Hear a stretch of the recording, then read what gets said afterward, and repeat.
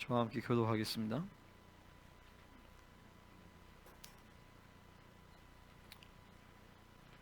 사람들에게서 난 것도 아니요 사람으로 말미암는 것도 아니요 오직 예수 그리스도와 그를 죽은 자 가운데 살리신 하나님 아버지로 말미암아 사도된 바울은 함께 있는 모든 형제와 더불어 갈라디아 여러 교회들에게 우리 하나님 아버지와 주 예수 그리스도로부터 은혜와 평강이 있기를 원하노라.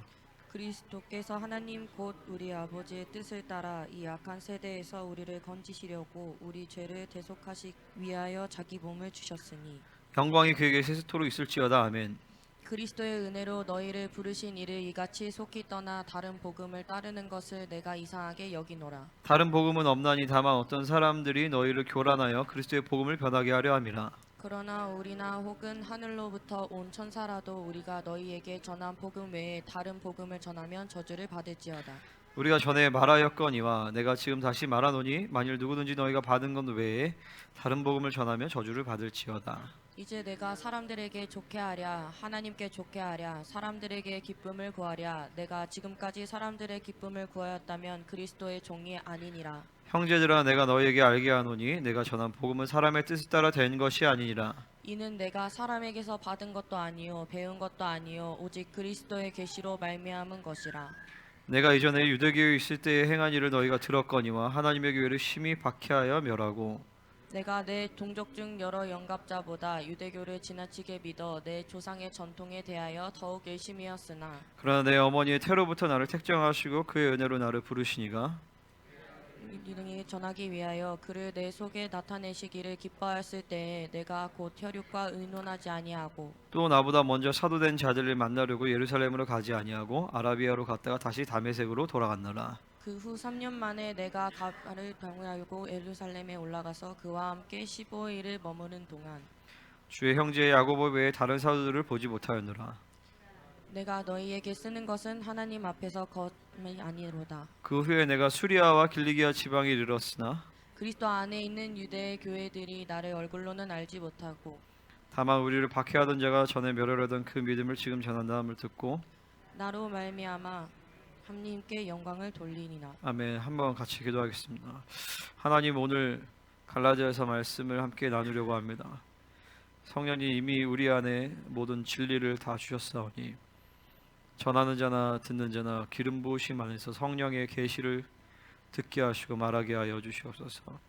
그리고 말씀을 들을 때 원수들의 어떤 역사와 방해도 있지 않게 하시고 겸비한 마음으로 옥토와 같은 심령으로 말씀을 받게 하셔서 주님 받아들이는 순간, 전파하는 순간 우리가 실체화되어 줄 수 있는 참 놀라운 은혜가 있게 하여 주시옵소서. 지금 당신을 경외하고 하나님 말씀을 경외합니다. 존귀하신 예수님의 이름으로 기도합니다. 아멘. 오늘 갈라디아서 이제 첫 시간인데 제가 이전에 갈라디아서 한번 강의 한 적이 있어요. 저 잘못했다. 수가 아니라 갈. 여호수아서 14장짜리 갈라디아서 1장짜리인데 제가 3년 전인가 4년 전에 그때 이제 무교절 집회 때 갈라디아서를 한번 했었는데 그때 우리 김세진 지사님이 하나님 깊게 한번 만나고 뭐 거의 그때 거듭났다라고 볼 수가 있겠죠. 그때 담에서 사건이 일어났. 그 이후로부터 이제 한 번도 갈라디아서를 한 적이 없는데 갈라디아서는 내용 자체가 어렵다기보다도 설교하기가 굉장히 부담스러운 책이에요. 왜냐면은 이게 은혜에 대해서 굉장히 사도 바울이 강력하게 복음에 대해서 강력하게 얘기하기 때문에 그 뉘앙스를 가지기가 굉장히 어려워요. 지금도 저는 굉장히 부담스러워요, 이 말씀을 전하기가. 그래서 하나님의 은혜가 굉장히 필요하고 저도 개인적으로 기도하는 것은 이 말씀을 함께 나눌 때에 저도 갈라디아서가 또 뭐 일정 부분은 실체해야 되는 부분이 있겠지만 하면서 저도 하나님이 새롭게 은혜를 주셔서 말씀이 실체화될 수 있도록 그런 은혜를 구합니다. 그래서 여러분들도 이 갈라디아서 말씀을 들을 때 중보해 주시고 또 사모하면서 기도를 말씀 들으시면 좋겠습니다. 그래서 먼저 서론적으로 배경과 그리고 이제 갈라디아서의 개론에 대해서 한번 같이 보기를 원합니다. 자, 먼저 좀 배경을 본다면 갈라디아서는 사도 바울이 1차 전도 여행 때 세운 교회죠. AD 45년경에 세웠고 갈라디아서는 55년경에 기록이 됐어요. 그러니까 45년에 교회가 개척이 되어져서 10년 만에 갈라디아서를 쓰게 된 거죠. 그러니까 여러분 알다시피 모든 바울 서신서는 문화적인 그리고 상황적인 컨텍스트가 있습니다. 그 상황적 컨텍스트를 이해하지 못하면 바울 서신서를 올바르게 이해할 수가 없어요. 그러니까 에베소서는 에베소서, 빌립보서는 빌립보서, 데살로니가전서 데살로니가전서 다 그 교회별로 그 지역별로 그 당시에 이슈들이 있었고 그 이슈를 해결하기 위해서 사도 바울이 쓴 것이 서신서들은요. 예를 들어서 디모데전서 같은 경우는 교회에게 보낸 게 아니라 디모데에게 보냈죠. 왜 그러냐면 에베소 교회를 맡겼는데 이제 디모데가 감독으로서 어떻게 에베소 교회를 잘 양육할 수 있을지, 목회할 수 있을지에 대해서 그 문화적인 컨텍스트, 상황적인 컨텍스트 안에서 디모데전서를 기록을 한 거예요. 그러면서 그 컨텍스트에 맞게끔 각 성경별의 의도가 주어지게 되는 것이죠. 그러니까 갈라디아서의 컨텍스트는 뭐였냐면 사도 바울이 개척한 지 10년 만에 여기에 다른 복음이 전파된 것이. 쉽게 얘기해서 복음이 희석되어지고 복음이 오염되기 시작한 것이죠. 그래서 그것을 교정하기 위해서 코렉션, 교정적 차원에서 사도 바울이 갈라디아서를 썼는데 그러다 보니까 자연스럽게 갈라디아서의 핵심적인 내용은 진짜 복음이 무엇인지에 대해서 보여주는 것이. 할렐루야. 진짜 복음이 무엇이며 그리고 너희들이 어떤 가짜 복음, 어떤 다른 복음에 속았는지 이것들에 대해서 두 가지 다른 복음에 대해서 규정해 주면서 진짜 복음이 무엇인지에 대해서 복음의 정수에 대해서 보여주는 책이 바로 갈라디아서인 것입니다. 그래서 갈라디아서의 특징은 사도 바울은 굉장히 냉철한 사람이에요. 이성적인 사람이고 갈라디아서에서는 사도 바울의 감정적 표현이 많이 나옵니다. 왜냐하면 흥분해서 썼기 때문에. 특별히 이제 1차 전도 여행 이후에 그러니까 처음 아주 초기에 개척한 교회예요. 그러니까 사도 바울이 얼마나 그 열정과 그 마음이 컸겠어요. 그런데 그들이 복음을 저버리고 이 사도 바울에게 쓰는 복음은 이게 하나님의 복음인데 이 복음은 자기의 생명조차도 아끼지 않는 생명이 만개가 있어를 다 드릴 수 있는 것이 복음인데 그 복음을 저버린 것에서 사도 바울은 흥분할 수밖에 없는 거죠. 그 사도 바울의 열정, 사도 바울의 열정이라보다도 하나님의 열정이 사도 바울을 통해서 드러난 것이죠. 그 복음에 대한 열정과 복음의 순수성 그런 것들이 갈라디아서 전체적으로 흘러나오게 되어 있어요. 그래서 헬러 문법으로 본다라면 제 얘기가 아니라 이제 신학자들이 얘기하는 게 문법적으로 좀 안 맞고 막 저주도 하고 감정적인 표현을 많이 한다는 거죠. 그것은 성경의 정경성을 성경의 정경성을 무화함을 의심하게 만드는 것이 아니라 성경 저자 사도 바울을 통하여서 그 하나님의 마음, 감정 이런 것들이 표출됐다고 보면 되는 것이죠. 아멘입니까? 또 갈라디아서 어떤 특징이 있냐면요 함축적으로 기록이 되어 있어요. 그러니까 우리가 열받으면은 그렇잖아요. 얘가 우리 여러분 자녀가 있는데 정확하게 하나님 해야 될 걸 안 했어. 그러면은 이거 설명해서 했지만 열받으면 야 임마 이렇게 해버리잖아요. 그러니까 그 야 임마 한마디 가운데 얘야 내가 너를 사랑하는데 너가 지금 이렇게 해야 되는데 그렇게 하면 안 되는데 그런데 너는 지금 이렇게 하고 있다. 그러면 너는 어떻게 살래? 이런 모든 걸 함축적으로 해서 야 이놈 새끼야 이렇게 해버리잖아요. 그런 것처럼 이 갈라디아서 굉장히 함축적이에요. 많은 것들을 이야기하고 싶은데 함축적으로 딱 해버리는. 그러니까 로마서는 이것을 쫙 풀어내거든요. 그러니까 갈라디아서는 로마서를 함축시켜놨다고 볼 수 있어요. 물론 갈라디아서는 로마서도 있고 히브리서의 내용도 있고 여러 가지 내용이 있는데 이런 것들을 굉장히 함축적으로 담아놓은 책이다라는 것이. 그래서 풀어서 설교하기가 힘들고 굉장히 다른 성경에 비해서 더 풀어서 설교를 해야 되는 책이에요. 또 갈라디아서 아까 얘기한 것처럼 갈라디아서의 본질은 뭐냐면 복음의 원자로거든요. 복음의 본질을 하면서 복음의 원자로를 심어주는 책이 갈라디아서예요.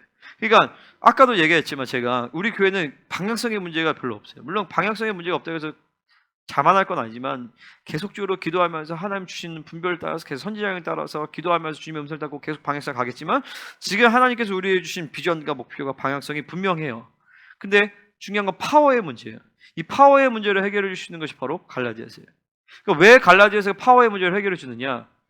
은혜로 감당하게 하기 때문에 그래요. 그러니까 절대 내 율법과 내 힘과 내 노력에는 파워가 안 나오거든요. 그러니까 그것을 해결해 주시는 책이 바로 이 갈라디아서다라는 것이죠. 그러니까 우리 교회적으로도 제 개인적으로도 굉장히 지금 이 갈라디아서의 말씀은 너무나도 중요한 책입니다. 그러니까 여러분 한 사람이 하나님의 뜻을 따라서 그 사람을 온전히 가기 위해서는 가장 먼저 방향성이 해결이 돼야 돼요. 그죠? 방향성 해결해서 정렬을 해야 됩니다. 정렬돼야 돼요. 하나님의 교회의 질서에 정렬되어진 물론 하나님의 교회에 부르심을 받고 하나님의 교회 질서에 정렬되어져야 되는 것이고, 세 사람의 질서에 정렬되어지고 하나님의 시대적인 사명과 부르심 앞에 정렬이 되어져야 됩니다. 이런 모든 이것은 에베소 제가 강의할 때 7가지 정렬에 대해서 제가 얘기를 했었어요. 정렬이 되면 그 다음부터는 하나님이 하나님의 나라 뜻 가운데서 우리를 이끌어 가십니다. 근데 중요한 건 여기서 파워의 문제가 또 해결이 돼야 돼요. 그 파워의 문제를 바로 이 복음의 문제가, 복음의 원자로가 가동되어지면서 우리 안에 파워를 공급해 준다는 것이죠. 할렐루야. 그 복음의 원자로가 가동되기 위해서 이 갈라디아서는 9가지의 요소들이 등장합니다. 자, 복음, 계시, 믿음, 은혜. 그러니까 복음이 계시로 들려지고 그 계시를 믿음으로 받을 때, 그 다음에 은혜로 의를 얻게 돼요. 의는 한 번도 죄를 없다는 하나님의 인정입니다.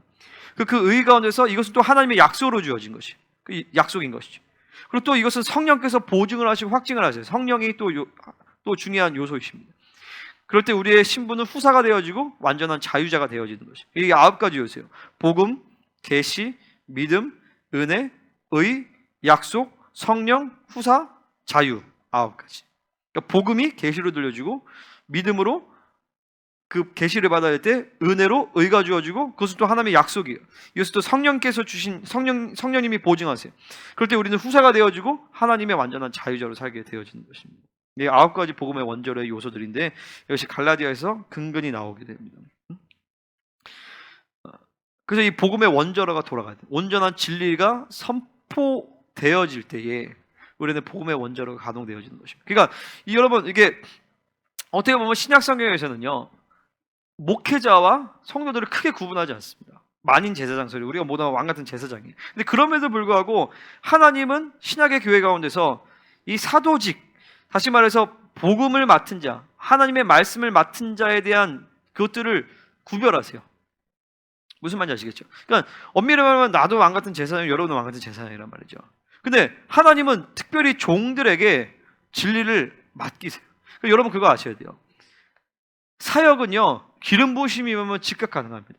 중보인도, 치유사역, 모든 것들을 기름 부으심이 임하고 믿음이 있으면 즉각 가능해요. 하지만 말씀 선포의 사역은요, 쉽게 절대 안 됩니다.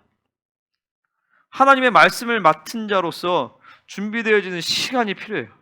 그래서 데살로니가전서에서 뭐라고 얘기하냐면 나를 옳게 여겨 복음을 위탁하셨다라고 얘기하는 것입니다. 그러니까 하나님의 종의 종기가 여기 있어요. 하나님의 복음을 맡았다라는 것이. 그러니까 여러분들이 가장 많은 부분에서 중보에 있어서 가장 많은 시간, 그리고 가장 중요하게 기도하셔야 될 것은 무엇이냐면은 목회자의 말씀에 놓고 기도를 많이 하셔야 돼요. 왜냐하면 여러분, 여기서 선포되어진 진리가 타락하면 다 타락하게 되어요. 그러니까 말라기의 말씀처럼 떡도 온전해야 되고 떡을 드리는 손도 깨끗해야 된다는 것이. 그러니까 여기서 선포되어진 말씀이 더러워지고 타협되고 세상적이고 율법적이라면 우리는 자연스럽게 그렇게 율법적이게 되고 더러워지고 세상적이게 되는 것이. 근데 또한 동시에 그뿐만 아니라 목회자의 삶이 그것을 깨끗한 통로가 되어야 되는 것이죠. 그것을 위해서 목사님들 스스로 하나님 앞에 정결케 하면서 애쓰고 기도해야 되는 것이고, 또 성도님들은 중보해 주셔야 돼요. 이것이 살고 죽음을 결정하는 것입니다. 여러분, 이 교회에 오신 것들도 물론 사역적으로 여러 있지만 결국에는 진리 때문이죠. 여기서 진리가 선포되지 않아요. 여기서 백날 우리 가운데 놀라운 역사가 일어나고 성도들이 많아지고 성전이 새로운 곳으로 건축한다 할지라도 진리가 타협되고 진리가 오염되면 우리는 다 죽게 되는 것입니다. 할렐루야. 진리가 온전하기 때문에 그 흐름 안에서 사역이 온전해지는 것이고 능력이 나타나게 되어지는 것입니다. 아멘. 자, 성령님은요, 진리를 따라 흐르는 영이세요. 그렇기 때문에 말씀이 움직이면 성령이 움직이시고 성령이 움직이실 때 삼위 하나님이 움직이게 되어지는 것입니다. 그래서 다시 말해서 우리는 이 복음의 원조라고 우리가 온전하게 셋업이 되어지고 가동되어진 것이 너무나도 중요하다. 할렐루야. 말씀을 먹을 때 그 말씀이 우리 가운데 가동되어집니다. 말씀이 믿음을 먹을 때 믿음으로 운행되어져요. 그리고 우리가 은혜 받는다는 것은 요 하나만 더 하고 이제 서론을 마치겠는데, 우리가 은혜 받는다는 것은요, 내가 모르는 말씀을 듣는 것이 아니에요. 우리 특별히 어르신들이 그런 얘기 많이 하세요. 들으면 까먹어요. 근데 다 까먹어요. 어르신들뿐만 아니라 들으시면 까먹는단 말이죠. 근데 그게 왜 근데 보세요. 우리의 믿음이 중요해요. 무슨 믿음이냐면은 성령님께서 내 안에 오실 때 모든 성경 66권의 진리를 다 가지고 오셨다는 것을 믿으셔야 돼요. 예레미야 31장 33절의 말씀의 예언의 성취예요. 내 법을 네 안에 두었다. 성령님이 우리 안에 오실 때 하나님의 말씀을 다 가지고 오신 것이에요. 근데 여러분이 말씀을 들을 때 은혜 받는 것은 모르는 것을 들을 때 은혜 받는 것이 아니라 말씀을 들을 때 내 안에서 성령님께서 확증을 해주신단 말이에요. 맞아, 저거 진리야, 저거 내 말이 맞아 하고 여러분 안에 있는 말씀이 그것을 확증해 주는 거예요. 스파크 같은단 말이죠.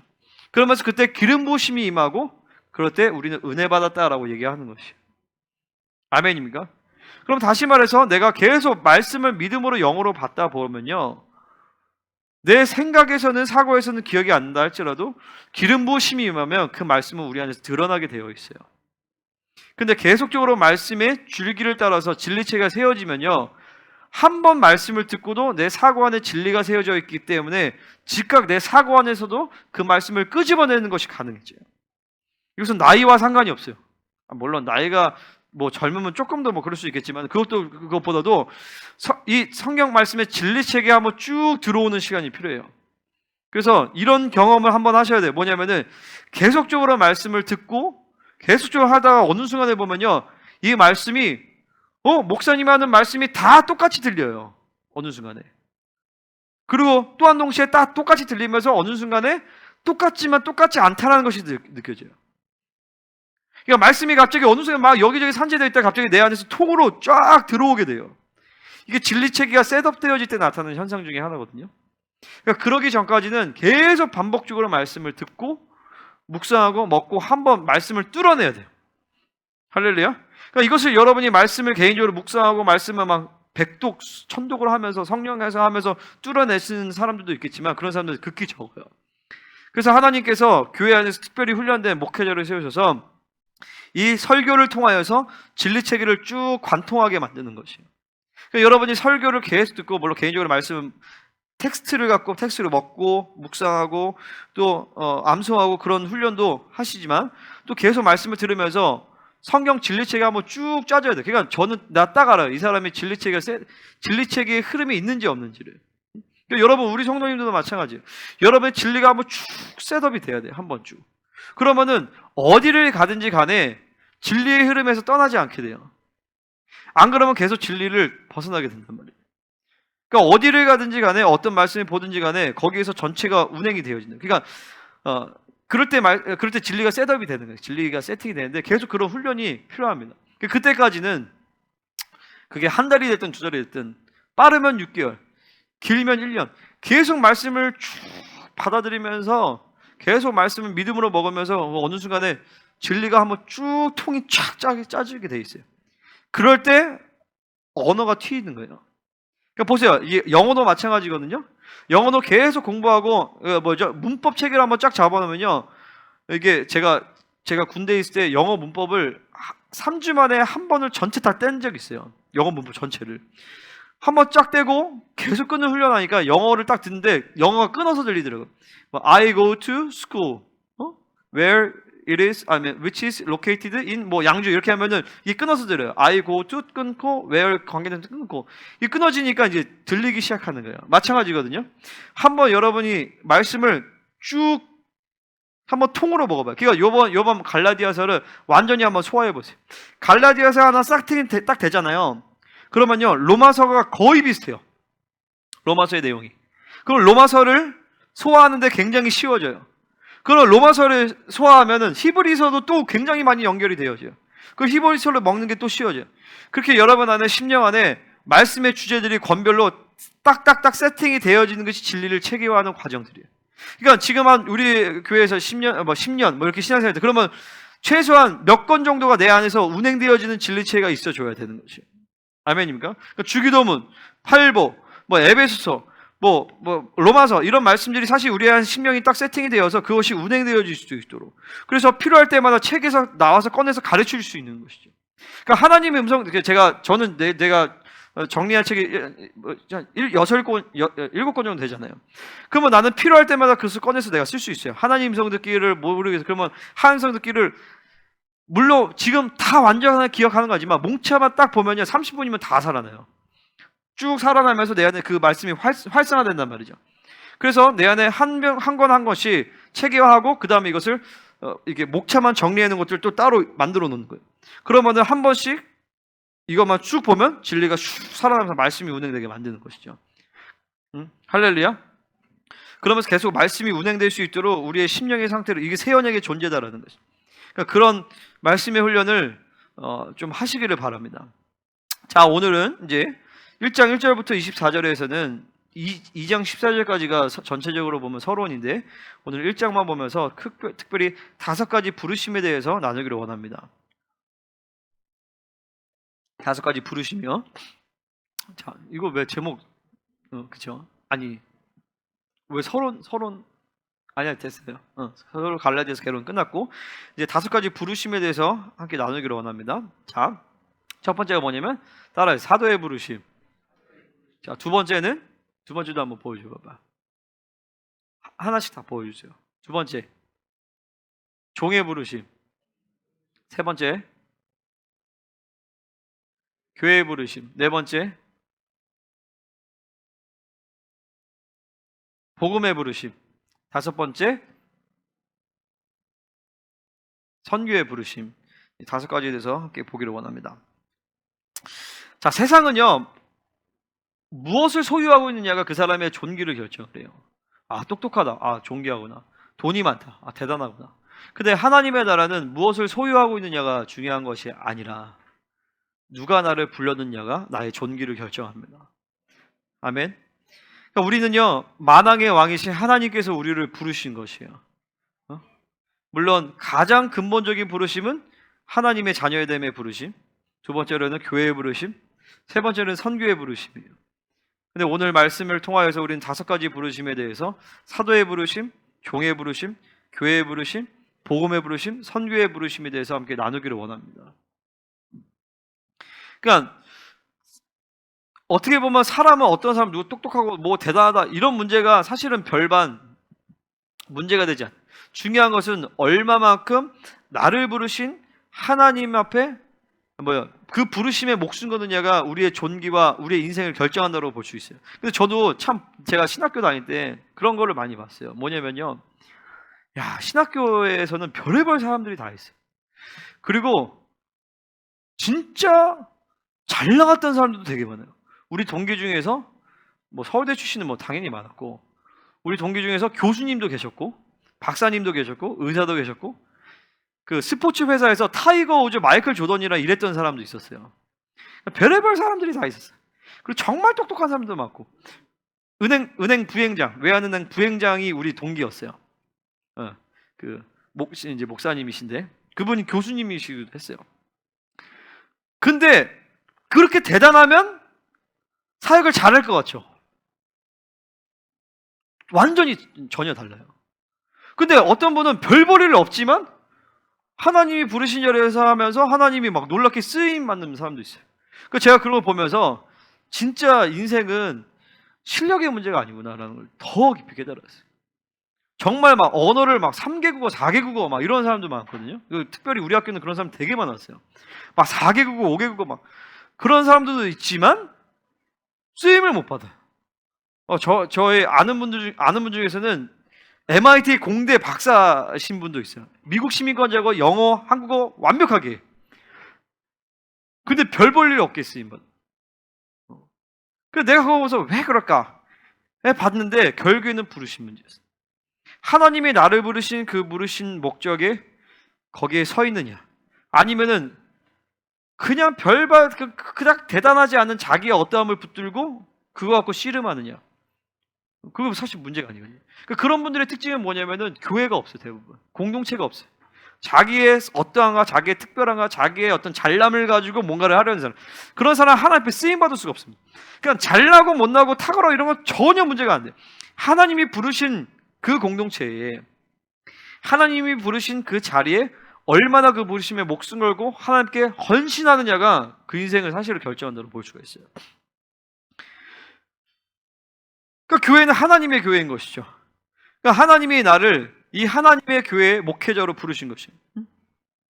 이 부르심이 제일 중요해요. 그러니까 우리는 뭐든지 그러니까 설교도 마찬가지고 예배 인도에든 뭐든지 가장 중요한 준비는요, 기도하는 것이. 하나님의 뜻을 따라서 하나님의 인도하심이, 하나님의 의도가 무엇이냐, 이것을 보는 것이 가장 중요한 것이죠. 그러니까 부르심을 믿으면 여기서 사실 승부가 끝나요. 그러니까 엄밀히 말해서 이 부르심에 대해서 정확하게 믿는 목회자들도 많지 않고 성도님들은 더 많지 않죠. 목사님들도 자기 부르심에 대해서 믿지 못하는데 어떻게 성도들이 그걸 믿겠어요? 그러니까 목회자는요, 목사는 하나님이 책임지십니다. 하나님이 나를 종으로 부르셨다면 하나님이 나를 책임지세요. 우리 교회가 사이즈가 어떠하고 우리 교회가 재정이 얼마 문제가 되지 않아요. 하나님은 나를 어떻게든 책임지십니다. 그리고 나를 지금까지 책임지고 오세요. 그러면 목회자만 문제인가? 그렇지 않죠. 여러분도 하나님의 자녀로 부르셨기 때문에 어느 아버지가 자기 자녀를 그냥 내비로 두겠어요? 그러니까 문제는 상황과 환경의 문제가 아니라 믿음의 문제인 것이죠. 그러니까 세상은요, 내가 가지고 있는 조건, 내가 할 수 있는 것들을 통하여서 경험을 쌓고 경험에 근거해서 믿음을 가져요. 근데 하나님의 나라는요, 하나님의 말씀을 통해서 믿음을 갖고 믿음을 통해서 존재를 확증하고 그 다음에 행위가 나오게 되어지는 것이에요. 그러니까 내 상황과 환경의 문제가, 그 문제가 되게 중요한 게 아니라 내가 이 정체성과 부르심을 분명히 가지고 있느냐가 문제인 것이죠. 그러니까 부르심의 문제는 정체성과 연결되어지거든요. 하나님 나를 사도로 부르셨어. 그럼 나는 사도적 정체성을 가지고 있는 것이죠. 그 정체성을 유지할 때 하나님은 사도적인 대우를 해주시는 것이죠. 내가 하나님의 자녀의 정체성을, 하나님의 자녀로 부르셨어요. 그래서 나는 하나님의 자녀의 정체성을 가지고 있습니다.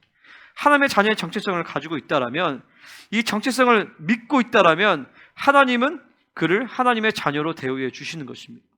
그러니까 구약에서도 마찬가지, 이스라엘 백성들이 이스라엘의 백성의 정체성만을 갖고 있다라면, 정체성을 믿을 때 하나님은 그를 이스라엘로 대우해 주시는 것입니다. 이스라엘로 대우해 주시는 건 뭐겠어요? 그들을 공급하시고 책임지시고 치유하시고 보호하시고 그들을 통하여서 왕같은 제사장 나라가 되게 만들어주시고, 그게 이스라엘 정체성이란 말이죠. 그것을 이스라엘의 정체성을 상실해버리면 예배가 타락해지고, 그리고 세상과 타협하게 되어지고 하나님의 은혜로 율법으로 살게 되어지고, 그러니까 정체성에 맞는 하나님의 대우를 받지 못하게 되어지는 것입니다. 오늘 이 시간에 우리가 분명히 해야 돼요. 하나님이 나를 부르셨는가? 하나님이 나를 자녀로 부르셨다. 하나님 나를 교회로 부르셨다. 하나님 나를 사도로 부르셨다. 하나님 나를 종으로 부르셨다. 하나님 나를 선교로 부르셨다. 나를 복음으로 부르셨다. 이 부르심을 다시 명확하게 받으시기를 축원합니다. 자, 그래서 모든 것이 뭐예요? 부르심을 따라. 여러분 넓게 보면 직장 생활도 부르심이에요. 여러분의 맡겨진 생업의 일도 부르심을 따라가야 되는 것이죠. 나를 부르신 일이냐? 결혼도 마찬가지. 하나님이 부르심을 따라 결혼해야 되는 것이죠. 부르심을 따라 결혼해야 돼요. 부르심을 따라 일해야 되는 거예요. 부르심을 따라 학교도 부르심을 따라 가야 되는 거예요. 그럴 때 허와 실이 없어요. 그럴 때 하나님의 인도하심 가운데서 하나님이 책임지시는 삶을 살게 되어지는 것입니다. 할렐루야. 자, 우리가 첫 번째로 사도의 부르심을 복음 1장 1절 같이 읽겠습니다. 시작.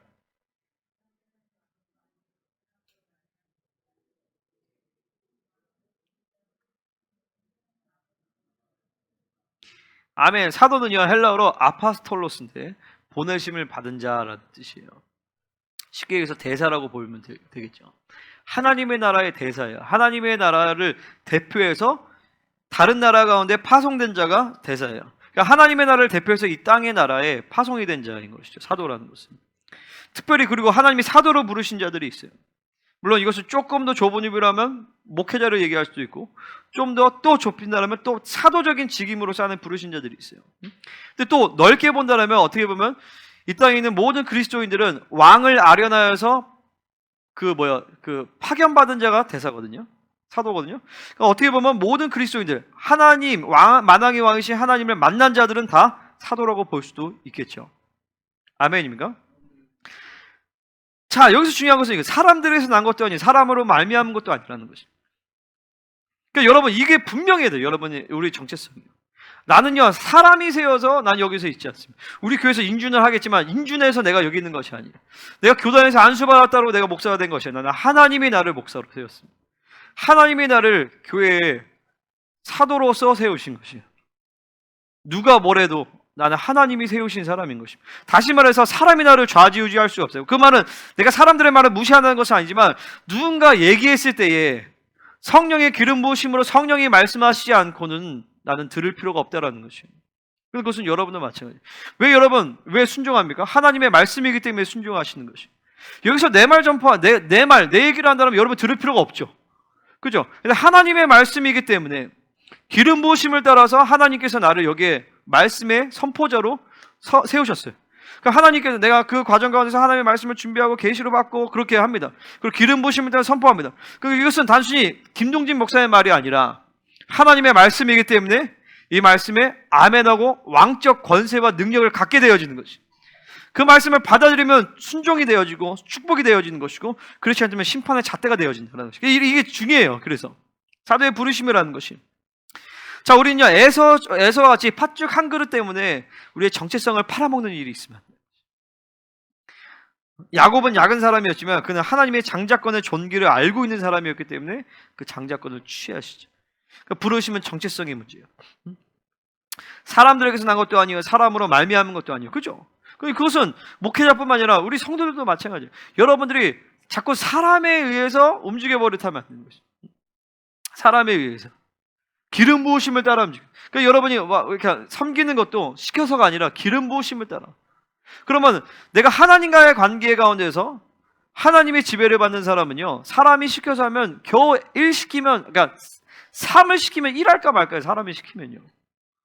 근데 하나님 시키면요, 내가 기본적으로 종이 아니라 후사이기 때문에 여러분이 이 교회를 섬기는 거는, 영혼을 섬기는 것이 하나님의 나라 유업을 받기 위해 섬긴단 말이에요. 그 당연히 일을 시켜도 100을 할 수도 있는 것이죠. 하나님의 나라이기 때문에. 하나님의 부르심을 따라 하나님으로 말미암아 살아가게 되는 것이. 그러니까 자꾸 사람으로 터치받으면 자꾸 야성을 잃어버리게 되는 것이. 그 제가 요즘에는 그런 얘기, 상담하고 그러면은 하나님 만나야 된다. 당신이 하나님 만나면 해결이 된다. 하나님 만나면 해결이 되어져요. 어떤 문제도 간에 조언해 줄 수 있죠. 근데 중요한 건 근본적으로는 하나님을 만나면 해결이 되어져. 하나님을 만나서 돌파해야 되는 것이. 오직 예수 그리스도와 그를 죽은 자 가운데 살리신 하나님 아버지로 말미암아, 이분이 이 두 분이 우리를 부르신 부르심의 주체예요. 자, 예수 그리스도, 그분 만왕의 왕이세요. 하나님의 아들이시죠. 인간이 되셔서 우리의 모든 것들을 체휼하셨던 분이에요. 그리고 또 그를 죽은 자 가운데서 살리신 하나님 아버지예요. 그러니까 죽은 자 가운데서 살리셨다는 것은 단순히 죽은 자를 소생시켰다는 게 부활시켰다는 거거든요. 그러니까 소생과 부활은 완전히 다른 거 아시죠? 소생은 죽었다 살아난 것이 소생이지만 부활은 죽었다가 아예 사망의 권세로부터 해방시킨 것이 부활인 것이. 그러니까 부활시키신 그분은 못할 게 없으신 분이에요. 근데 그것을 성령의 능력으로 하셨어요. 그러니까 삼위의 하나님께서 우리를 부르신 것이, 성령으로 부르시고 예수 그리스도께서 부르시고 아버지께서 우리를 사도로서 나를 부르신 것이죠. 할렐루야. 그 말은 뭐겠어요? 그분이 책임지신다는 거예요. 그러니까 그런 기도를 참 많이 하게 돼요. 저도 하나님, 이것을 내가 어떻게 합니까? 어떻게 사람이 목회를 해서, 사람이 사역을 해서, 사람이 다른 영혼이 하나님처럼 되겠습니까? 어떻게 사람이 영혼을 살립니까?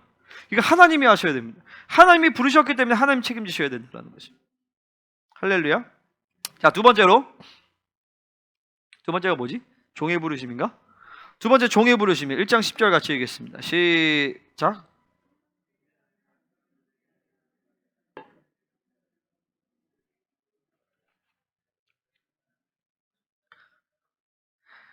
자, 또 종이라는 것이요.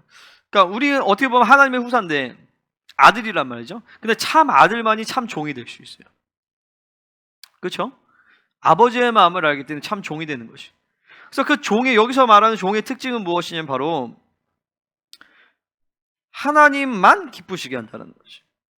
사람의 마음을 따라가는 것이 아니라 하나님만을 기쁘시게 하는. 그러면 사람의 마음을 아프게 해도 되냐? 그게 아니죠. 하나님의 마음을 기쁘시게 할 때 사람들의 마음도 기쁘게 할 수 있다는 거죠. 근데 사람을 따라다니다 보면 절대 사람들의 마음은 헤아릴 수가 없습니다. 사람들의 마음은요, 충족시킬 수가 없어요. 그러니까 절대 인간을 따라가면 안 돼요. 그러니까 목회자나 리더가 사람들을 따라가면 한도 끝도 없어요. 지칩니다. 그리고 사람의 종과 노예가 돼버려요. 우리는 하나님의 종으로 서야 되는 거죠. 하나님의 마음만 기쁘시게 하면 나머지는 하나님이 다 만들어 가십니다. 하나님을 존귀하게 여길 때 영혼도 존귀하게 여기세요. 그러니까 뭐냐면 교회 안에서 서로 지체 간의 관계가 인본주의적인 관계, 인간적인 관계가 되면 안 되는 것이죠. 그러면 여러분이 좋아하는 사람들만 만납니다. 나에게 맞는 사람들만 만나요. 근데 복음으로 연결되어지면 그 누구도 품을 수가 있어요. 할렐루야. 복음은요 생명이기 때문에 그 복음으로 연결될 때 우리는 영원토록 하나. 그러니까 그걸 아셔야 돼요. 여기 있는 사람들이 지옥 가지 않는 이상 영원토록 볼 사람들이라는 거죠. 그러니까 천국에 살면 여기서 훈련을 하셔야 된다는 거예요. 그러면 그렇게 생각할 수 있어요. 그 저 사람을 내보내야 되겠다. 그러니까 제가 이제 그런 얘기를 들을 때 뭐냐면은, 여러분들이 그리고 우리 목사님과 저의 영광의 면류관이란 말이죠. 여러분이 나의 상급이에요. 천국에 갔을 때. 그렇죠? 그러니까 한 사람도 지옥 가면 안 돼. 한 사람도 지옥 가지 않을 뿐만 아니라 한 사람도 겨우겨우 대충 가면 안 된단 말이죠. 그 또 한편에 여기서 우리에게 맡겨진 영혼인데 우리의 연약함으로 나간 사람들에 대해서도 하나님 책임을 물으실까요, 안 물으실까요? 물으시겠죠. 나는 그렇게 생각하거든요. 그것에 대해서 하나님 책임을 물으실 것이다. 하나님 맡겨졌는데 물론 여기 왔던 사람들이 다 하나님 맡기신 영혼이냐 그건 좀 모르겠지만, 중요한 건 우리는 각 지체들마다 서로에게 거룩에 대한, 뒤에서 나와요. 거룩에 대한 책임이 있다. 자, 세 번째, 교회 부르심이에요. 자, 1장 2절 같이 읽겠습니다. 시작.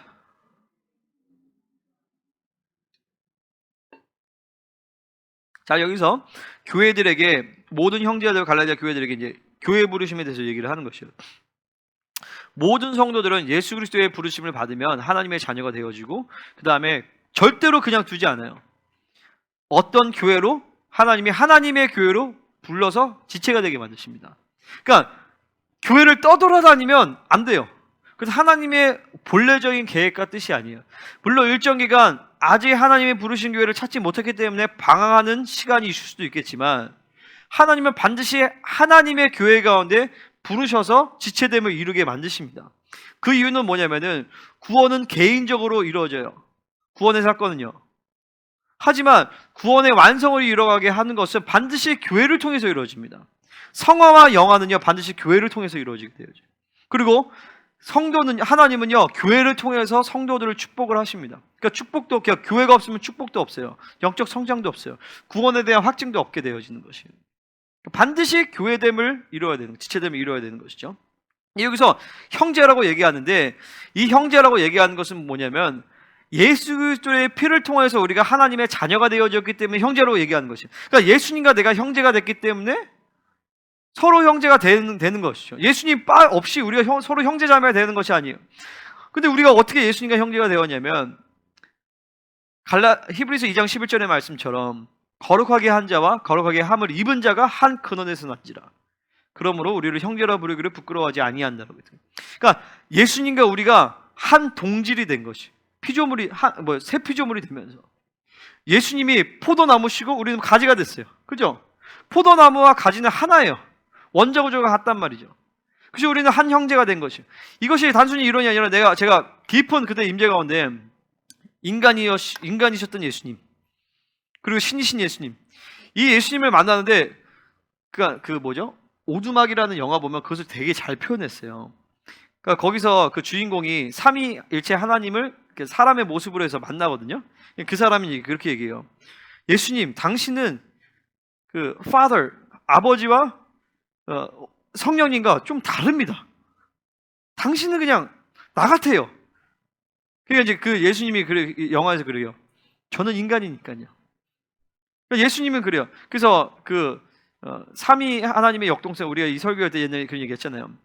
전치사를 쓸 때 하나님께 쓰는 전치사는 프로스라는 단어예요. toward, 향하여라는 그 단어거든요. 전치사거든요. 그러니까 하나님께 대해서는 우리는 계속 그분을 향해야 돼. 그분 앞에 방향성을 맞춰야 되는 거지. 근데 예수님께 대하여서 쓰는 전치사는 신이라는 전치사인데, 이 신이라는 전치사는 함께라는 뜻이에요. 그러니까 동지가 싱크로나이즈 스위밍, 이거 아시죠? 그때 앞에 신이 붙잖아요. syn이거든요. 이게 함께라는 전치사, 헬라어 전치사예요. 그러니까 예수님께 대해서 쓰는 전치사는 신이에요. 신. 그 말은 이 신이라는 것을 어떻게 표현하냐면은 동그라미 안에 동그라미가 있는 것이 신이에요. 그러니까 그분과 우리는 동질이다라는 것이. 예수님이 승리했기 때문에 나도 승리할 수 있는 것이죠. 예수님이 십자가를 지시고 완전한 종의 형체를 가져서 완전하게 순종하셨기 때문에 나도 그렇게 할 수 있다는 거죠. 그 DNA와 그 모든 핵심적인 원자 구조를 우리 심령 안에 집어넣었다는 것이죠. 그러니까 예수님이 했기 때문에 나도 할 수 있는 것이죠. 그러니까 제가 예전에 기도 가운데 이 부분이 확 오면서 예수님이 내 옆에 계시더라고요. 그러면서 너가 가지고 있는 고뇌, 네가 갖고 있는 씨름 나도 다 알아. 그분도 다 모든 고뇌와 씨름을 다 겪으셨거든요. 그분은 우리가 똑같은 시험을 똑같이 받으시니로되 죄를 짓지 않았다고 했어요. 여러분이 인간으로서 겪는 육체의 씨름, 모든 환경적인 문제, 그런 것에 대해서 예수님은 다 공감이 가능하신 분이에요. 그분은 다 치르셨어요. 모든 시험을요. 그리고 그 모든 것을 완전하게 승리하시고 그 모든 씨앗을 우리의 심령 안에 넣으셨단 말이죠. 그러니까 우리도 예수님처럼 승리할 수가 있게 되는 것이에요. 할렐루야. 그래서 여러분, 우리가 서로 형제님, 자매님 하고 부르게 될 때는요, 그 거룩에 대한 본질, 거룩에 대한 의무가 있는 것을 알아야 되는 것이에요. 할렐루야. 거룩에 대한 의무가 있다는, 거룩에 대한 의무가. 그러니까 하나님은 그 하나님만이 거룩하신 하나님이세요. 그분만이 거룩하세요. 그러니까 천사들에게 거룩하다라고 얘기하지 않아요. 근데 레위기서에 보면 하나님께서 내가 거룩하니 너희도 거룩하라라고 얘기해요. 그 거룩을 우리에게 부여하신 것이. 그러니까 천사들, 그 하나님의 보좌 앞에 있는 스랍이라는 천사들도 너무나도 하나님이 거룩해서 그 천사들은 영원의 시간부터 계속 하나님의 거룩을 세고 있었으니 그들이 얼마나 거룩하겠어요, 그죠?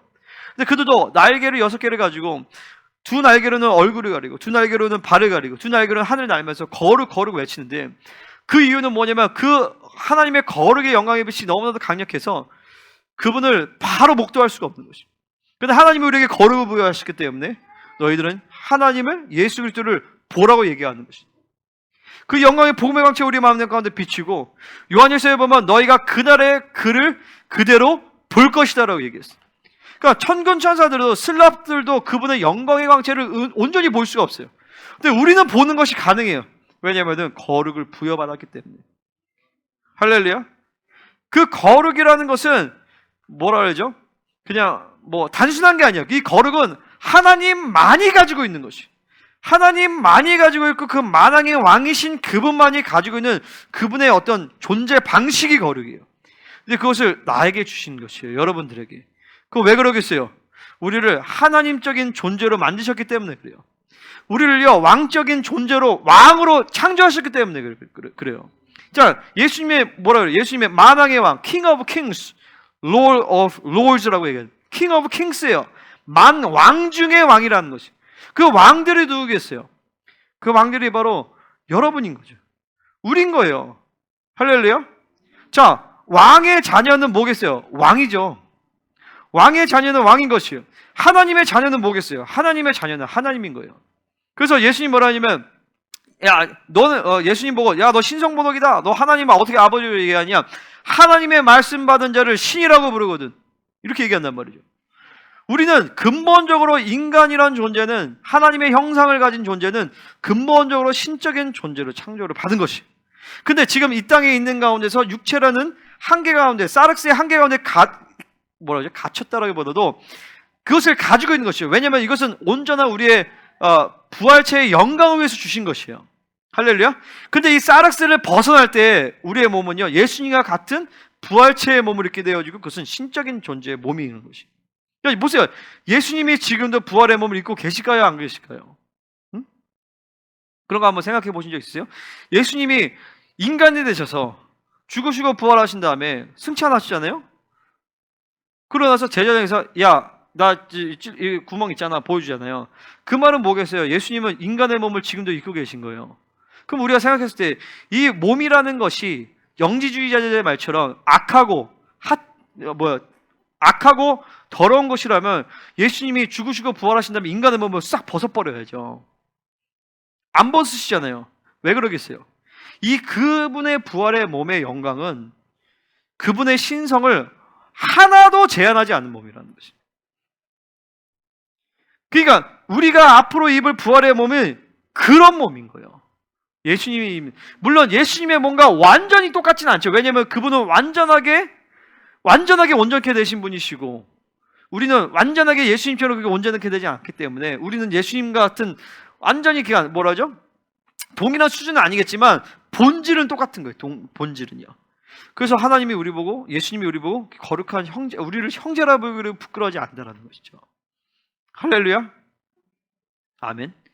그러니까 보세요. 그러니까 우리가 서로 형제님 할 때는요, 서로 지체되면 이럴 때는요, 이거를 우리가 생각을 해야 돼요. 믿음으로 받아들여야 돼요. 거룩의 의무가 있는 것이요.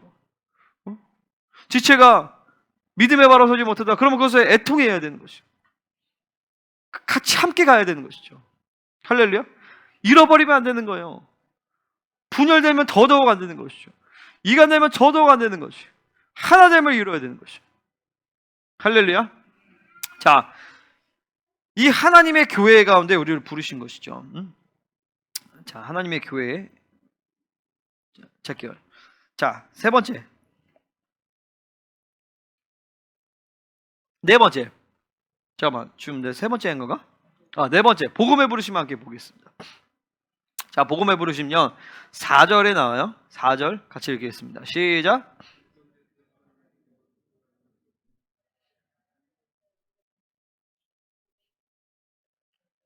자, 이 1장 4절에서 앞으로 진행되는 모든 복음의 내용을 함축적으로 탁 하는 거예요. 그리스도께서, 자, 성경에서 예수님이라고 얘기하는 거랑 그리스도라고 얘기하는 것이 완전히 달라요. 그러니까 예수님께서 죽으시고 십자가에서 죽으심으로 말미암아 그분이 그리스도가 되신 거예요. 그리스도는 메시아라는 뜻이거든요.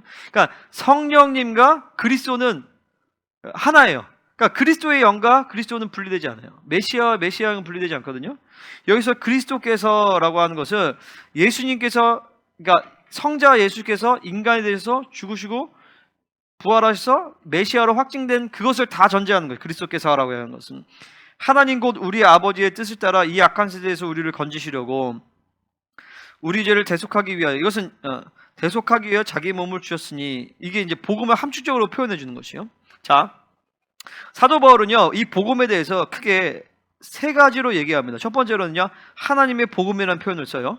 자, 복음이라는 것은 그 당시에 있는 장르 중에 하나는 가스펠, 기쁜 소식이거든요. 자, 복음은 장르예요.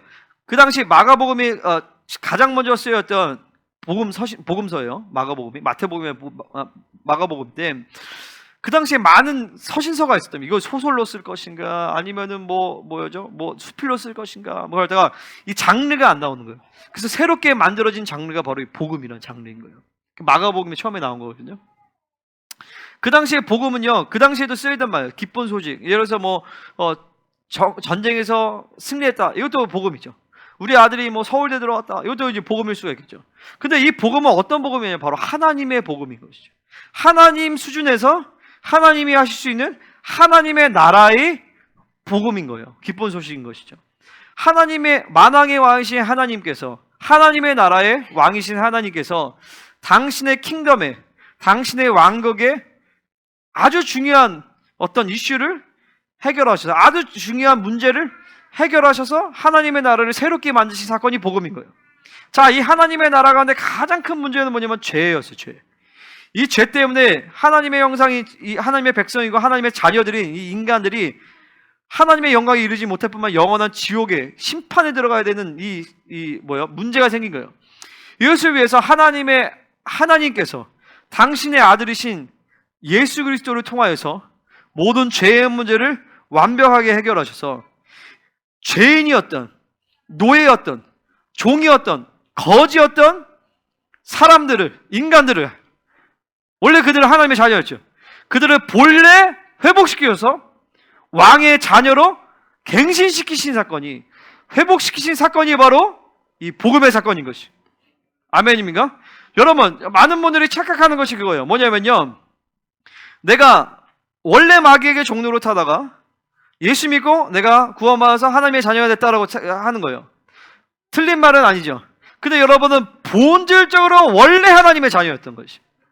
본질적으로, 태생적으로 우리의 DNA 자체는 하나님의 왕적 자녀로서 지음을 받은 것이. 그래서 뭐라고 얘기하냐면 내가 너희를 창세전에 내가 택하였다고 얘기하는 것이죠. 할렐루야. 그러니까 보세요. 창세전에 우리는 본래 하나님의 자녀로서 지음을 받았지만 인간의 죄악의 굴레로 인하여서 우리가 사르스로 인하여서 죄를 짓고 마귀에게 종로 타여서 예수를 통해서 다시 이 하나님의 의를 갱신을 받으신, 하나님의 의를 다시 부여받은 거죠. 그러니까 인간의 힘과 능력으로는 절대 내 존재가 바뀌지 않습니다. 절대 죄인의 신분에서, 그러니까 우리가 단순히 그지였다가 하나님 나라의 백성이 된 것이 아니라 그지고 노예고 심판받아야 되는 존재였는데 회복이 되어서 그 나라의 왕의 자녀가 되어진 사건이 복음인 것이에요. 그러니까 단순히 백성이 아니에요. 할렐루야. 그 나라에 그냥 들어가기만 해도 그게 아니라 그 나라의 왕의 자녀로 들어간단 말이에요. 할렐루야. 자, 보세요. 그 나라의 왕의 자녀로 들어갔는데 이것이 성령을 통하여 이것이 철저히 은혜의 사건이에요. 내 힘과 노력으로 율법의 행위로 이루어진 사건이 아니라 하나님의 아들께서 그 모든 일을 다 끝내셨고 그것을 그저 믿음으로 받아들일 때, 은혜로 받아들일 때 우리 안에 자연스럽게 그냥 자동적으로 이루어지는 사건인 것이, 내 힘과 노력이 아니라 그분의 은혜로 말미암아, 믿음으로 말미암아 의를 받은 것이죠. 그 의는 뭐냐면 한 번도 죄를 짓지 않았다는 하나님의 인정이에요. 그 의가 있기 때문에 하나님을 다시 만날 수 있는 것이고 왕적 자녀의 존귀를 회복할 수 있는 것이에요. 할렐루야. 자, 보세요. 압살롬이 요압의 청거로 인해서 다시 왕궁에 돌아왔어요. 근데 왕의 얼굴을 못 봐요. 왕의 얼굴을 못 보니까 죽을 것 같은 거예요. 다시 청거에서 왕의 얼굴을 보죠. 다윗을 보는 거예요. 그것이 의를 받은 사건이에요. 의를 받은 사건. 단순히 우리가 의를 받은 사건은 이제 내가 죄인에서 회복이 되어서 죄책감이 사라졌다, 그 정도가 아니라 의를 받은 사건은 만왕의 왕이신 하나님 아버지를 목도하고 그분 앞에 나아가시는 자격을 얻은 사건이 바로 의인 것이에요. 이것이 바로 은혜로 주어진 사건인 것이고 이것을 확증하고 인치기 위해서 성령님께서 내 안에 오셨고 그것을 하나님의 약속으로 또 보증을 하신 것이에요. 그래서 우리는 단순히 하나님의 자녀가 됐을 뿐만 아니라 우리 하나님의 나라의 후사가 된 것이죠. 그렇죠. 후사가 뿐만 아니라 또 우리는 하나님의 나라의 자유자가 되어서 더 이상 어떤 죄의 종로를 하지 아니하고 율법의 종로를 하지 아니하고 어떤 환경과 사망의 것에 매여지는 완전한 자유자가 된 사건이 바로 이 복음이다라는 것이, 이게 바로 하나님의 복음인 거예요. 할렐루야. 자, 이게 데살로니가서 2장 2절에서 하나님의 복음이라고 얘기합니다. 그 다음에 3장 2절에서 보면 그리스도의 복음이라는 얘기예요. 똑같은 말이에요. 그리스도의 복음은 그리스도에게 초점을 맞춰준 것이. 자, 예수께서 인간에 대해서 그리스도가 된 사건을 얘기해 주죠. 그분이 인간에 되셔서 하나님의 신성의 권능과 능력을 그대로 사용하지 아니하시고 신성의 권능과 특권을 보류하셨어요.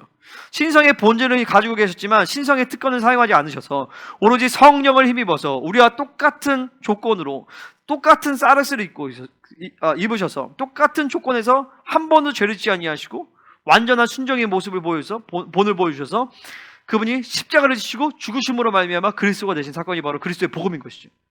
그래서 단순히 그분께서 그리스도가 되셔서 나만 달렸다 이게 아니라 그 씨앗을 우리 안에 넣어주셔서 너도 그렇게 그리스도처럼 살 수 있다라고 얘기한 것이에요. 그래서 우리를 그리스도인이 되게 한 것이죠. 작은 메시아가 되게 만든 것이에요. 할렐루야. 이게 그리스도의 복음인 것이에요. 또 사도 바울은 나의 복음이라는 표현을 씁니다. 1장 1절. 자, 읽어보겠습니다. 1장 11절 시작.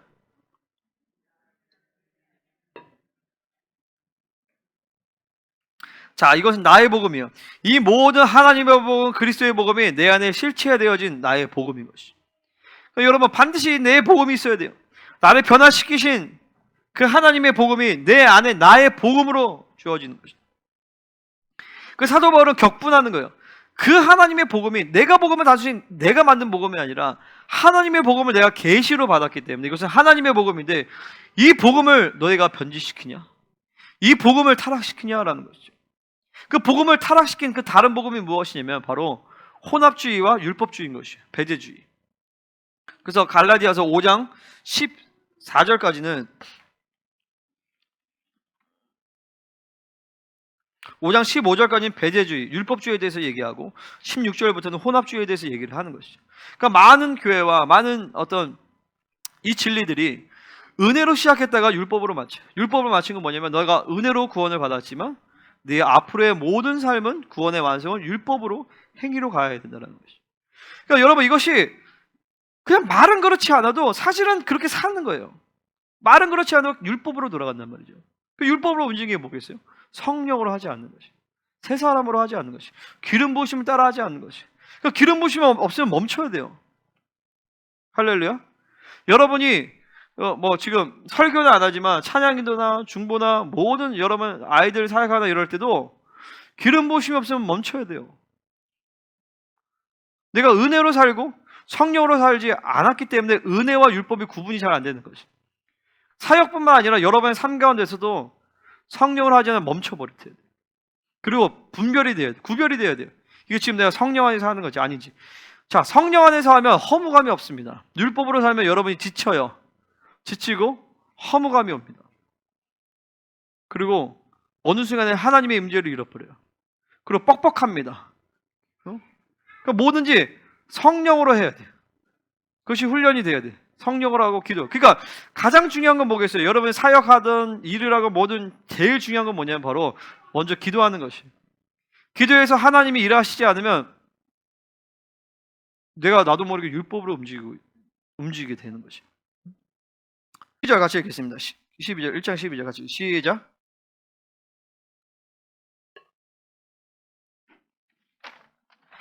자, 사도 바울은 자기 복음은 이거 타락하지 않으면 다른 복음이 아니라는 거예요. 왜냐면 나는 계시로 받았기 때문에. 자, 주님의 계시로 주어진 거. 자, 이 계시는요, 하나님의 우리의 목적이고, 하나님의 우리의 방법이고, 하나님으로만 살아가는 사람들에게 하나님께서 자신을 드러내시는 것입니다. 그것은 이 계시는 은사가 아니에요. 계시는요, 하나님께 집중하고 하나님으로 살고자 하는 자에게 계시가 자연스럽게 열리게 되어집니다. 그러니까 보세요. 계시는 크게 세 가지예요. 첫 번째로는 하나님의 말씀이 깨달아지는 것이. 두 번째는 뭐냐면 일상의 생활 가운데서 하나님께서 어디로 인도해 가신지 보이게. 자, 마게도냐로 가라. 아시아로 가지 말고 마게도냐로 가라. 그때 아시아로 갔으면 큰일 났죠. 마게도냐로 가면서 복음이 이제 유럽으로 가면서 복음이 이제 세계화된 것이요.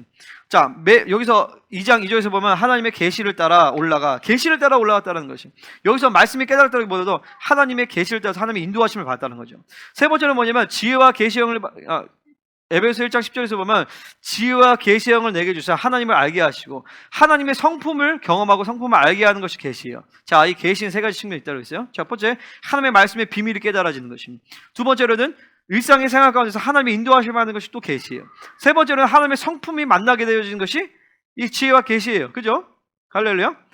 이 계시가 활성화되어야 되는 것입니다. 여러분, 말씀을 볼 때 계속 말씀은 재미가 없죠. 그죠? 계속 말씀 성령을 따라갈 때 말씀이 어느 순간에 들어가게 되어져요. 그러면 어느 순간에 계시의 영역으로 들어갑니다. 그걸 경험해 보시면. 자, 지금도 마찬가지예요. 지금도 말씀을 들을 때 어떤 사람들은 계시로 들을 수 있어요. 그건 뭐냐면 말씀 따서 임재 안으로 쭉 들어갈 때 성경에, 그러니까 그러니까 나는 이런 계시의 영역이라고 좀 하지만 제 표현이에요. 계시의 영역으로 들어가요. 그러면 하나님의 음성이 갑자기 막 폭포수처럼 들려지게 되어 있습니다. 계시로 들려져요. 그러니까 이 말씀이 그냥 목사님의 설교가 아니라 하나님의 음성으로 들려지면 그 말씀은 나의 존재를 혁명시키는 말씀이 되어지는데, 그러기 위해서는 이 말씀이 계시로 들려져야 돼요. 자, 어떻게 계시로 들리느냐? 사모하고 갈망하고 계속 성령을 갈구해야 돼요. 지혜와 계시를 부어주시옵소서. 그러면서 내 생각과 마음에 조율이 돼야 돼요. 조율이 쭉 되면서 딱 제가 설교 준비할 때도 이게 잘 안 돼요. 그러니까 내가 예전에 우리 캠퍼스에서 애들 말씀 묵상할 때 보통 말씀 묵상하면 자, 우리 5분 동안 묵상합시다 이런단 말이죠. 근데 제가 그때는 자, 30분을 묵상을 시켰어요. 30분 1시간.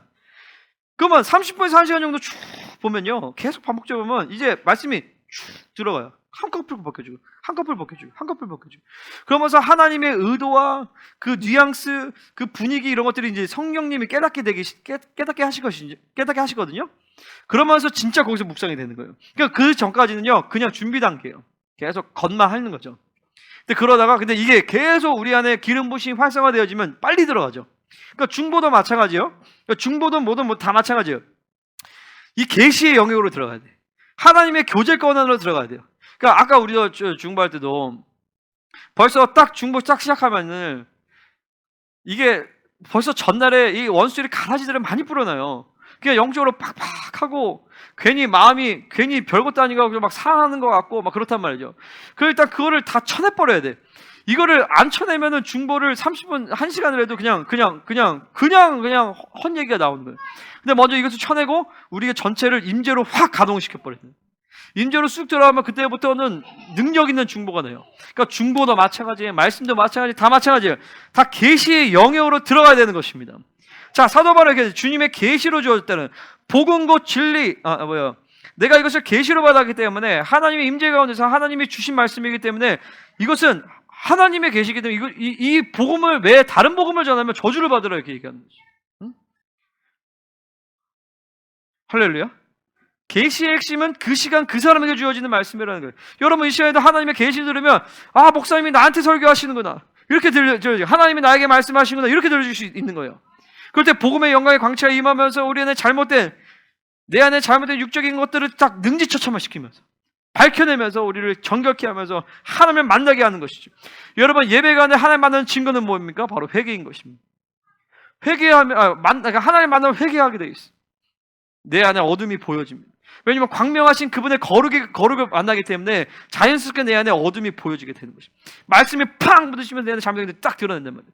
그래서 믿음으로 확 하면서 맞습니다 주님, 은혜를 받는 것이죠. 내 안에 말씀과 들려지는 말씀이 서로 스파크를 하면서 은혜를 받고, 그러면서 내 안에 순종되지 않은 것에서 회개가 되어지면서 다시 회개할 때 성령께서 그걸 정결케 하시고 회개의 영이 임하면서 그 영역 가운데 하나님의 말씀의 권세가 임하고, 그러면서 하나님 앞에 나아가신 자격과 권세를 다시 한번 새롭게 만드는 것이. 할렐루야. 자, 여기 됐어요. 자, 마지막으로 선교의 부르심. 자, 1장 15절 같이 읽겠습니다. 1장 15, 16절 시작.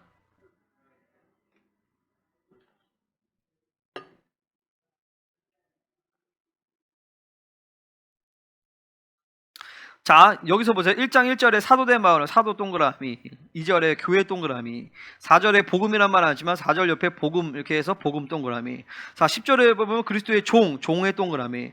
그리고 15절 옆에다가 선교란 말이 안 나오지만 15절 옆에 선교라고 해서 선교 동그라미. 이렇게 하시면은 딱 보여요. 사도, 교회, 사도의 부르심, 교회 부르심, 복음의 부르심, 종의 부르심, 선교의 부르심이 1장 전체에 쫙 나오게 되는 것을 여러분 보게 될 것이에요. 자, 다시 1장 1절에 사도 동그라미, 2절에 교회 동그라미, 4절 옆에다 복음 써놓고 복음의 동그라미, 10절에 그리스도의 종의 동그라미, 15절 옆에다 선교에서 선교 동그라미. 그래서 1, 2, 3, 4, 5 5가지 부르심에 대해서 한눈에 딱 보이게 되는 거죠. 그죠? 할렐루야. 자, 그래서 오늘은 9가지 요소 중에서 복음, 계시 요 2개 한 거예요. 그죠? 복음과 계시에 대해서. 이 복음과 계시가 우리가 운행되어질 때 9가지 요소를 쫙 운행되어 우리 안에 복음의 원자로 움직이는 것입니다. 자, 15절에 어머니 태로부터 나를 택정하시고 그의 은혜로 나를 부르셨다라고 얘기하는 거예요. 이 택하셨다라는 것은요, choose, 택했다 이런 표현이 아니라 separation이에요. 내가 너를 구별하였다라는 것이죠. 하나님이 우리를 택하십니다. 할렐루야. 그 택함은 뭐냐면 택하셔서 우리를 예정하세요. 그 예정했다는 것은 뭐냐면 하나님의 자녀로서 거룩하고 흠이 없게 만드신다는 거예요. 거룩하고 흠이 없는 하나님의 신부로, 자녀로 우리를 만드시는 것이 하나님의 예정이에요. 할렐루야. 그래서 여러분 어찌됐든 거룩하고 흠이 없게 됩니다. 아멘. 이 땅에서 안 되면 저기에서도 대신에 거룩한 왕같은 제사장으로 못 들어가죠. 어쨌든 그게 하나님의 예정인데, 여기서 택정을 받았다는 것은 뭐냐면은 하나님께서 어떤 사명으로 부르셨다는 거예요. 로마서 1장에서 나를 사도로 부르셨다. 여기서 보면 하나님의 복음을 위하여 택정함을 입었으니 라는 것과 똑같은 말이에요. separation, 나를 특별한 목적을 위해서 나를 구별했다는 것이, 이게 선교의 부르심인 것이죠. 자, 그의 아들을 이방에 전하기가 나를 모태로부터 택정했다는 거예요. 그러니까 사도 바울이 30대가 되어서 예수님을 만나잖아요. 어떻게 보면 그 이전의 시간이 얼마나 아까웠겠어요. 여러분 나중에 어른 돼서 예수님 만나신 분들은 그런 마음이 있잖아요. 내가 예수님을 좀 더 빨리 만났더라면, 좀 더 빨리 알았더라면 좋았을 텐데. 우리 예건이도 그런 얘기 했잖아. 하나님을 더 빨리 만났었더라면 지금부터라도 잘해, 왼수야. 지금부터 늦지 않았어. 근데 사도 바울은 그러면 내 모든 인생이 하나님께서 다 주관하시고 나를 이방의 사도로서 부르시기 위해서 나를 모태로부터 택정함을 하셨구나라는 거죠. 이 하나님의 부르심과 이 선교의 부르심을 여러분 받으시기를 바랍니다. 모든 성도들은 사실은요, 선교의 부르심이 있어요. 교회의 부르심이 있기 때문에. 교회의 부르심을 받았기 때문에 선교의 부르심이 있는 것이에요. 할렐루야. 모든 성도님들은. 자, 에베소서 4장 11절에서 보면 네 가지 영의 체계 나오고, 그 다음에 성도를 온전하게 하여 봉사일을 하게 한다고 했어요. 그 봉사일은 5가지를 얘기하는 것인데, 사역자, 선교사, 예배자, 말씀의 권위자, 기부자를 얘기하는 것이죠. 그러니까 모든 성도는 다 사실 다 선교사로서의 부르심이 있는 거예요. 그러니까 거기에 어디로 갈 거냐 말 거냐 이런 것도 있지만, 그러니까 다시 말해서 여러분들은요 늘 준비가 되어 있어야 돼요. 하나님이 원하시면, 하나님 부르시면 어디든 가실 수 있는 준비가 돼야 돼요. 할렐루야. 우리 아이들이 KCM에서 준비하는 것들도 이 선교사로 키우기 위해서인 것이에요. 그래서 언어를 배워야 되는 것이고, 무빙스쿨을 통해서 어딜 가든 적응할 수 있어야 되는 것이고, 어딜 가든 강력한 영성을 갖고 뚫어낼 수 있어야 되는 것이고, 영어를 준비해야 되는 것이고, 다양한 사람들을 만나서 다양한 사람들을 품을 수 있는 준비를 해야 되는 것이고, 여러분들도 마찬가지거든요. 선교사로서 여러분의 부르심이 사실은 모든 성도에게 있는 것이에요. 근데 여기서 좀 더 좀 특별하게 본다면요, 하나님이 이 모든 선교의 부르심 가운데서도 특별하게 나에게 주시는 그 사명이 있다라는 것이, 여러분에게 주신 이방, 누구예요? 베드로 같은 경우에는 할례자의 사도였어요. 하지만 바울 같은 경우는 이방인의 사도로 부름을 받았어요. 도마는 인도의 선교사로 부름을 받아요. 하나님이 특별히 나에게 주시는 특별한 사명이 있습니다. 그것을 받으시기를 축복합니다. 그러면 그 선교회를 방법은 어떻게 하냐? 16절이에요. 그의 아들을 이방에 전하기 위하여 그를 내 속에 나타내시기를 기뻐하셨을 때에 내 안에 하나님의 형상이, 하나님의 아들의 형상이 내 안에 온전해지는 것이죠. 그래서 내가 하나님의 아들로서 하나님의 아들의 권세를 내 안에 이제 확증하는 거예요. 단순히 자녀가 아니라 내가 후사로서의 어디 가든지 예수님처럼 사역이 가능한 것이죠. 병자를 치유하고, 복음을 선포하고, 말씀이 준비돼 복음을 선포하고 가르치고, 병자를 치유하고, 할렐루야, 귀신을 내어쫓고, 교회를 세우고, 하나님 나라를 돌파, 영적 전쟁하고, 하나님 나라를 돌파할 수 있는 그런 준비가 되어 있다는 것이죠. 그럴 때 그들에게 어디든 가서 내 안에 계신 그리스도의 형상을 그냥 나타내면 된다는 거예요. 이게 선교의 핵심이에요. 제가 선교지도 있어 봤지만 선교사님들이 준비가 안 되기 때문에 가서 그냥 맨날 깨지고만 오는 거예요. 근데 준비가 되면 가서 그냥 즉각적으로 그냥 교회를 세워버릴 수 있어요. 그러니까 우리 교회가 지금 중요한 건 그런 거예요. 준비해야 될 것은 그런 것이죠. 4가지 영의 시스템을 따라서, 사도선지자, 복음전, 목사, 교사의 영을 따라서 여러분의 쭉 그리스도의 장성한 분량으로 성장하는 것입니다. 할렐루야. 그럴 때 하나님께서 이제 해외 선교가 이제 시작이 됐대. 팀을 이뤄서 3-4명이서 가서 하면 그냥 금방 돌파해버리는 거예요. 교회를 개척하든 아니면 이미 세워진 교회를 센터화 시키든. 그래서 말씀의 사역자와 예배 사역자, 중보자, 그리고 학교 사역할 수 있는 사람들, 비즈니스맨, 이렇게 한 5명 정도가 딱 팀을 이뤄서 가서 즉각적으로 해서 학교 세우고, 말씀 세우고, 진리책 세팅하고, 그 다음에 중보기도해서 선지자형을 활성화시키고, 그 다음에 다음 세대 사역 세우고, 비즈니스를 자생적으로 할 수 있게끔 딱 세팅을 다 만들어 놓고 딱 가면은 몇 달 안에, 한두 달 안에 그냥 거기에 센터로 세워져 버리는 거예요. 그러니까 이런 식의 사역. 그러니까 사도 바울이 어떻게 3주 만에 교회를 개척했냐면은 그가 교회가 됐기 때문에 사도적 팀을 같이 갔잖아요. 그죠? 자, 보세요. 그 당시에 바울과 바나바가 파송을 받아서 가요. 우리 교회로 따지자면 우리 목사님이랑 나랑 파송을 받은 거예요. 탑 리더 2사람이. 그죠? 2사람만 아니라 또 다른 팀도 있었거든요. 탑 리더들 한 4-5명이서 팀을 이뤄서 간 거예요. 그 말은 즉슨 안디옥 교회가 이미 탄탄하게 세워져서 바울과 바나바가 없어도 여기가 충분히 돌아가게 만든 것이죠. 세팅이 다 된 거예요. 사도적 센터로서. 그러면 보세요. 목사님이랑 나랑 몇몇 지체들이 해가지고 이제 딱 해서 하면은 초토화 못 시키겠어요? 시키겠어요? 초토화 시켜버리죠. 여기서 계속 중보하고. 그렇게 아주, 그렇다고 우리 둘이 이제 목사님이 나랑 간다는 건 아니에요. 어쨌든 교회가 선교하는 것이 그러니까 선교사가 그냥 선교사에서 파송해서 그렇게 하는 게 아니라 교회가 선교사가 되어서 교회를 세우는 것이 선교예요. 할렐루야. 그래서 막 미셔너 철치, 미션 철치 여러 가지 얘기를 합니다. 그럼 비즈니스에서 미션, 비즈니스 포 미션, 미션 포 비즈니스 여러 가지 얘기하지만 중요한 건 지금 이 시대는 뭐냐면은 마이클 조 선교사 얘기한 것처럼 미셔너 철치가 아니라, 선교하는 교회 정도가 아니라 미션 느 철치가 되는 거예요. 선교화 되는 교회. 그러니까 교회 전체가 다 선교사가 되어버리는 것이죠. 할렐루야. 그러니까 이게 여기 그 IM 성계가 이거를 기가 막히게 만든 게 뭐냐면요. 선교는 크게 보면 두 가지예요. 세대 선교와 그러니까 수평적 선교와 수직적 선교가 있어요. 수평적 선교, 수직적 선교. 이제까지 2000년 동안 이방인 교회는요 수평적 선교만 한 거예요. 그러니까 수평적 선교에서 막 열심히 막 2000년 동안은 아니죠. 사실 엄밀히 말하면 200년 정도밖에 안 돼요. 윌리엄 캐럴부터 시작돼서 이제 이방 선교가 시작된 지 그렇게 200년 정도밖에 안 됐어요. 근데 수평적 선교만 한 거예요. 그러니까 열방에 나가서 막 복음을 전파하자, 모든 민족에 복음 전파해서 이제 주님 오신다 막 이렇게 했는데 그렇게 100년, 200년 하고 보니까 교회 애들이 예수님을 안 믿는 거예요. 그래가지고 얼마 전부터 이게 1040 윈도우 14, 10창 막 미전도전력 거기가 중요한 게 아니라 14 윈도우가 중요하잖아. 4세부터 14세까지를 얘네들을 예수 믿게 하는 것이 더 중요하다라는 것이 화두가 됐어요. 그게 미국의 어떤 유명한 교회에서 이것이 프라미스 교회라는 교회인가? 거기서 이것을 발표했는데 정작 그 교회 다음 세대가 없어. 그래서 마이클 존슨 선생님이 가가지고 이 교회에서 이렇게 하는데 여기서 이것도 안 하잖아요. 그래서 막 자기가 엄청 따졌다고 하는데 어쨌든 중요한 것은요. 근데 보세요. 이게 지금 여기가 우리가 하는 건 뭐냐면요. 수직적 선교를 통하여서 다음 세대 선교를 통하여서 무빙 스크로 돌려서 자연스럽게 수직적 선교와 수평적 선교를 하나로 엮여버리게 만든 거예요. 그래서 우리 아이들이 해외에 가서 똑같이 고비캠하고 막 캠프하고 똑같이 막 무빙 스크로 하는데 선교가 되어지는 구조를 만든 거죠. 이거 기가 막히게 만든 것이에요. 근데 우리는 여기를 한술 더 떠서 교육 선교뿐만 아니라 여기다가 치유 사역, 여기에 중보기도, 그리고 여기에 비즈니스 이런 걸 다 탑재를 시켜서 수평적 선교와 수직적 선교를 완전히 십자가로 하나가 되게 만들어서 어디를 이제 탁탁탁탁 킹덤 센터들을 세우게 만드는 것을 우리는 준비를 하는 것이. 자, 4년 봅니다. 4년에서 5년 안에 그것이 됩니다. 할렐루야.